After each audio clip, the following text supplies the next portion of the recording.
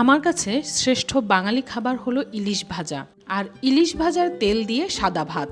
এই খাবারের কথা মনে পড়তেই একটা চাঁদপুরের লোকাল ইলিশ আনালাম। পয়সা দিয়ে ইলিশের আঁশ ছিলা খুব সহজ ও সুন্দর হয়। পরিষ্কার করে ফ্যামিলি কাট করে নিলাম। পেটিগুলো ডিম সহ রাখলেই বেশ সুন্দর লাগে দেখতে। এবার শুধু নুন হলুদ মাখিয়ে সরিষার তেলে ভেজে নিব।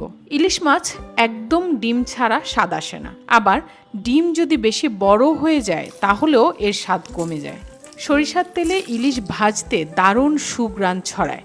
ছোটবেলায় বাড়িতে ইলিশ ভাজার সাথে কখনো খিচুড়ি, কখনো পান্তা ভাতও খাওয়া হতো। যেভাবেই খাওয়া হোক, ইলিশ ভাজার সাথে আর কিছুর তুলনাই হয় না। আহা, চিকন চালের ভাত সাথে ইলিশ ভাজা জগতের সেরা খাবার।